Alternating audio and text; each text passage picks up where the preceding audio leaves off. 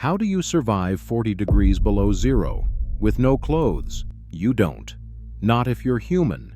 But Neanderthals were not built like you. They hunted 10-ton mammoths at arm's length in whiteout blizzards.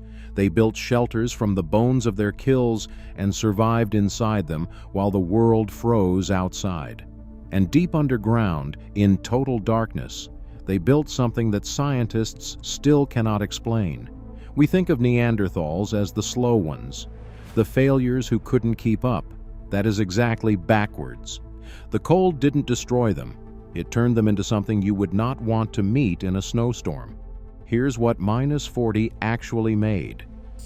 Start with the body, because the cold reshaped every inch of it. A Neanderthal male stood about 5'5", but at that height he weighed around 170 pounds, nearly all of it dense, heavy muscle packed onto a frame that was wider, thicker, and more powerful than yours in every dimension.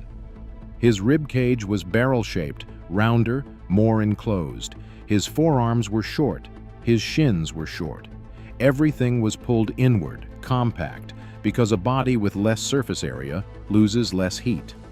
Evolution spent hundreds of thousands of years compressing the human frame into the most efficient cold-weather machine it could build. Their bones were thicker than yours. The ridges where tendon meets bone were enormous, meaning the muscles anchored to them were on another level entirely. Biomechanical studies estimate that a Neanderthal's grip alone would crush anything a modern human could produce. And that body burned fuel at a terrifying rate. Roughly 5,000 calories a day, more than an Olympic swimmer in training. Every single day. In a world where every calorie came from something that could kill you. Your body was designed for comfort. Theirs was designed for -40. And keeping it alive required mastering something no other species on Earth could touch. A stone point alone is useless. You can chip it razor sharp, but swing it at a mammoth and it shatters on impact. To kill something that size, you need the stone fixed to a shaft, locked tight enough to punch through hide, muscle, and bone without snapping loose. Neanderthals solved this. At sites across Europe dating back over 80,000 years, and possibly as far as 200,000, archaeologists found lumps of birch bark tar, adhesive, glue manufactured from tree bark using controlled heat in a sealed, airless space, held at a precise temperature for hours. 1 degree too high and it burns to nothing. 1 degree too low and you get smoke. No kiln, no thermometer, no written instructions. Just a brain, a fire pit, and the patience to sit in sub-zero cold and keep the temperature steady by hand for half a day. Because tomorrow's hunt depended on it. You call a plumber when your furnace breaks. They were performing precision chemistry in the dark, in the snow, 200,000 years before the first Homo sapiens drew breath. 200,000 years before the first word was ever written. They had already weaponized fire. But fire and weapons were just the foundation. Because fueling a body that burns 5,000 calories a day in a frozen wasteland meant hunting things that could kill you with a single step. Neanderthals could not survive on plants and berries, not in an ice age where the ground stayed frozen for months. Isotope analysis of their bones from sites across Europe tells the same story over and over. They were apex predators, top of the food chain. Their nitrogen isotope levels matched those of wolves and lions, sometimes higher. They ate mammoth, woolly rhinoceros, bison, giant deer, the largest, most dangerous animals on the continent. And here is the part that separates Neanderthals from every other predator. They hunted at close range, not with throwing spears, with thrusting spears. A 2018 study in Nature, Ecology and Evolution analyzed impact damage on prey bones from Neanderthal kill sites and confirmed what the archaeology had been suggesting for decades. Neanderthals got close, within arm's reach. Picture what that means. A woolly mammoth weighs 10 tons, as much as 7 cars. Its tusks sweep a radius the width of a room. One wrong step and you are crushed. And the Neanderthal solution was not to run or throw from a distance. It was to walk up to the animal, plant their feet in the frozen ground, and drive a stone-tipped spear into its body with both hands. Not one hunter. A coordinated group, working together in -30 in conditions where your fingers would stop working in minutes. Every hunt was the same choice. Walk up to the largest animal you can find and kill it with your hands, or starve. They made that choice every single day. And to understand what that actually felt like, put yourself there. Imagine you, exactly as you are right now, dropped onto a frozen steppe in Central Europe 40,000 years ago. The wind is cutting across open ground at 40 miles per hour. The air temperature is -35. There is no shelter, no building, no road. Just flat, white, frozen emptiness in every direction under a gray sky. Your fingers stop working in minutes. Your core temperature drops. Without insulation, you would be dead inside 2 hours. Now look to your left.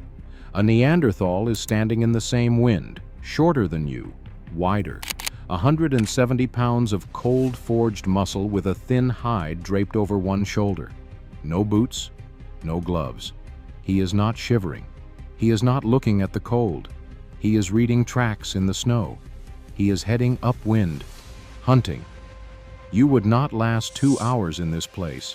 He was born in it. His parents were born in it. 10,000 generations of his ancestors were born in it. The cold that would kill you in minutes is his entire world, and he is its apex predator. Everything else on this landscape, the wolves, the cave lions, the hyenas, is sheltering, waiting for the cold to pass. The Neanderthal is the only thing still moving. The cold didn't slow them down. It cleared the competition. If this is the kind of history you want to understand, the real version, built from bones and isotopes and evidence, subscribe, because what comes next is darker. At Molodova, in western Ukraine, archaeologists excavated a ring of mammoth bones, skulls, jaws, tusks, long bones, arranged in a deliberate oval, roughly 44,000 years old. Inside the ring, evidence of sustained fire. This was not a natural pile. This was a constructed shelter, built by Neanderthals. They killed mammoths. They ate them. They cracked the bones for marrow, and then they took what was left, the heaviest remains of the most powerful animal on the Ice Age steppe, and they built a home. Curved tusks formed the arches. Heavy jawbones anchored the base. Animal hides stretched across the frame sealed out the wind.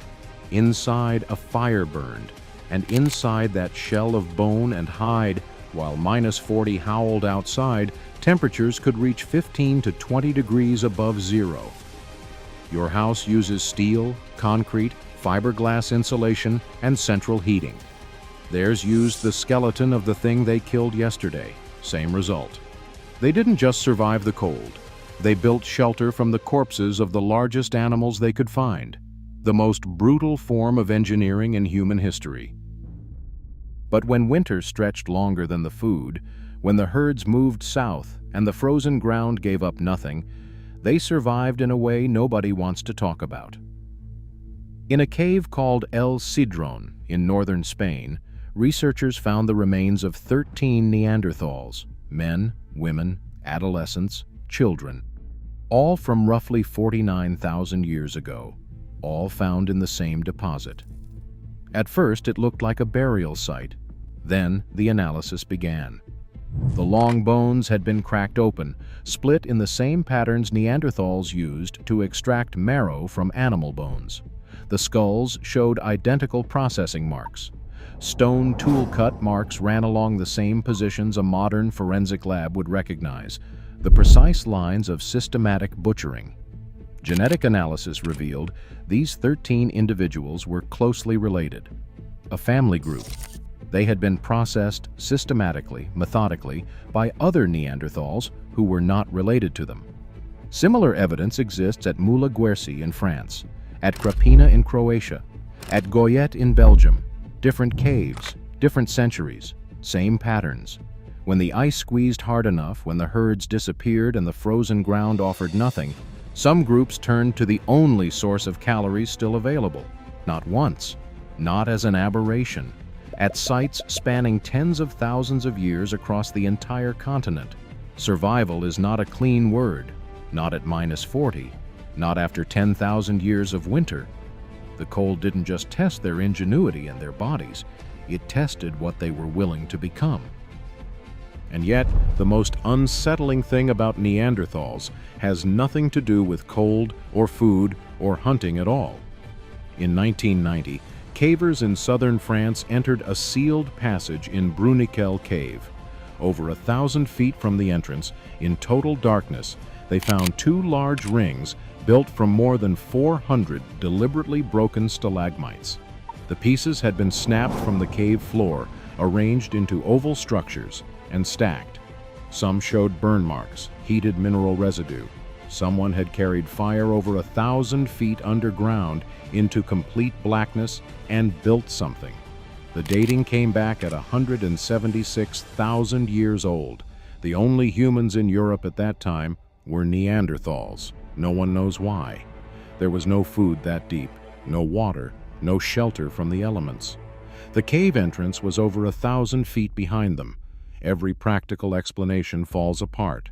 Ceremony, ritual, something else entirely. The honest answer is, we don't know. And that may be the most unsettling thing about Neanderthals.